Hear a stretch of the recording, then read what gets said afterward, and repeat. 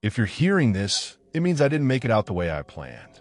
I'm recording on a handheld mic, battery at 70%, and the air inside this place tastes like rust and old pennies. The sign outside said Riverside Memorial, but locals call it the Stitch House. Not because of surgery, because people who went in came back patched, like pieces were missing and somebody tried to sew them back wrong. I've investigated abandoned buildings across the US, but this hospital has rules.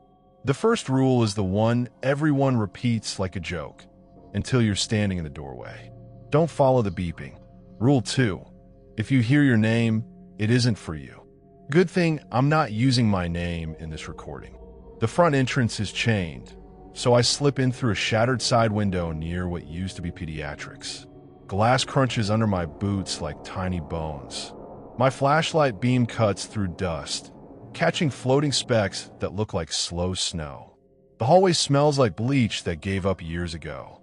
The floor tiles are buckled, and every few steps there's a dark stain that is soaked so deep it looks permanent, like the building remembers. My EMF meter is quiet at first. Then 3 quick spikes, like something just walked past it. I whisper, "Okay, I'm in." And that's when I hear it, a single heart monitor beep far away. Not constant, just one beep, then silence. A hospital shouldn't sound like anything. This one sounds like it's checking whether I'm alive. I turn toward the sound without meaning to.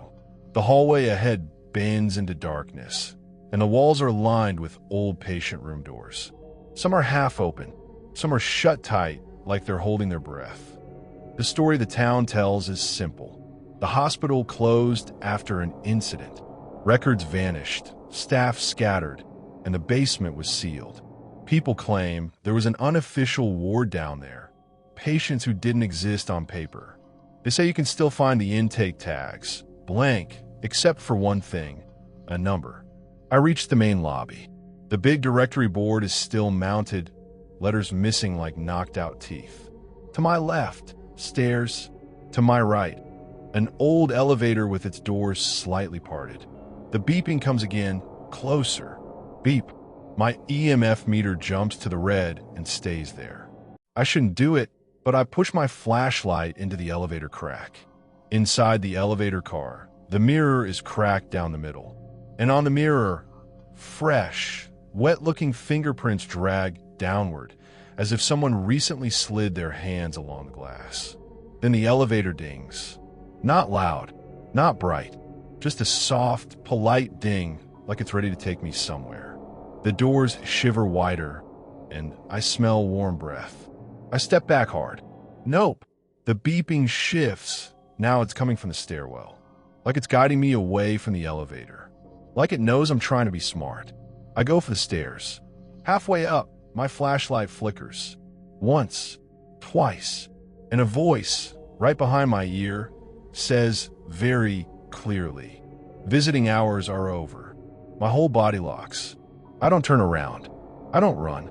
Running makes you loud, and loud makes you noticed. I swallow. I'm leaving soon. No answer. But the temperature drops so fast my exhale turns visible. Second floor. The hallway is lined with gurneys stacked like abandoned shopping carts. Curtain rails hang from the ceiling, curtains missing, as if privacy was removed on purpose. Room 214. The door swings open when I touch it. Inside, there's a hospital bed with no mattress, just rusted springs. A plastic wristband lies on the floor, flipped upside down. I pick it up with gloved fingers. The wristband has no name, no date, only a printed number, 0719. The beeping hits again. Beep, beep. 2 beats like footsteps. My recorder catches a faint sound under the beeps, paper shuffling, like someone turning pages.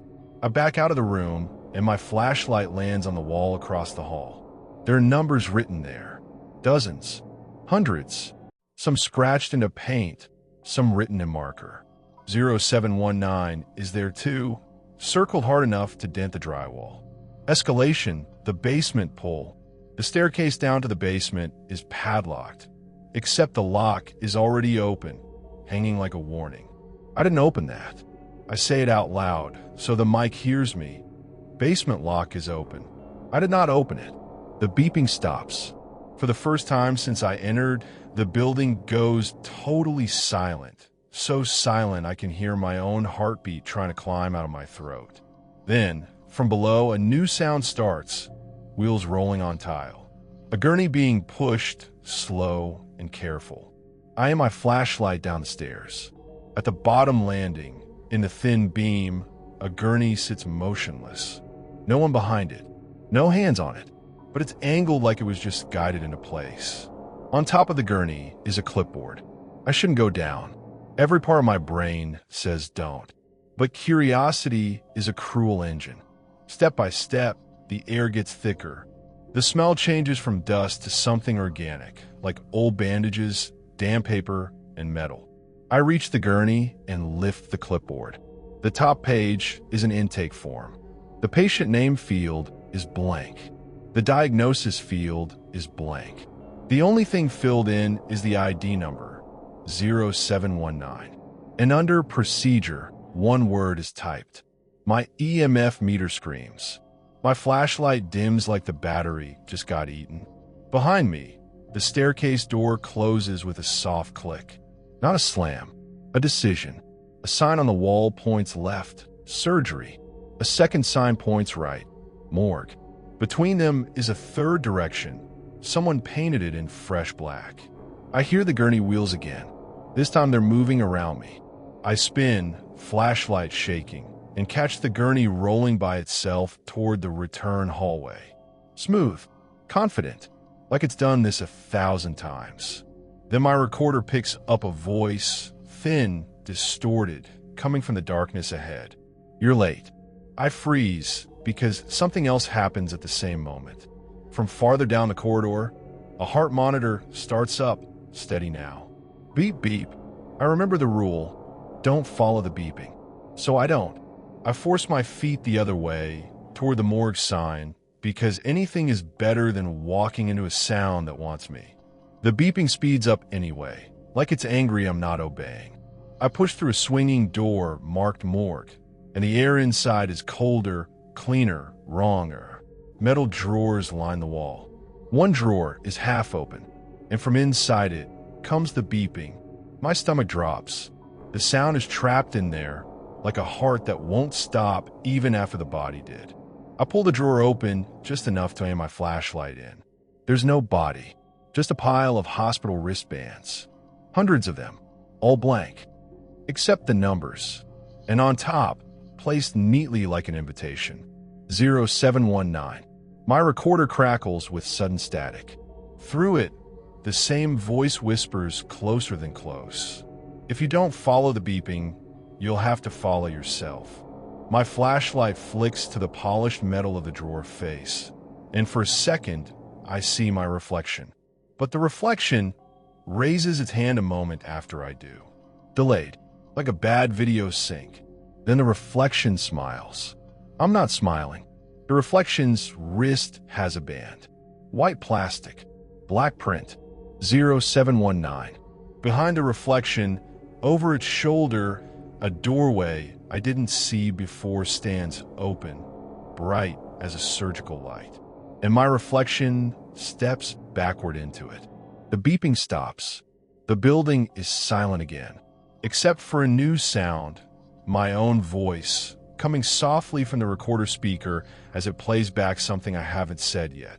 If you're hearing this, it means I didn't make it out the way I planned. The drawer slams shut by itself, and in the metal, my reflection is gone. Only the wristband remains in the light. And somewhere in the dark hospital, an elevator dings, politely, like it's ready to take someone home.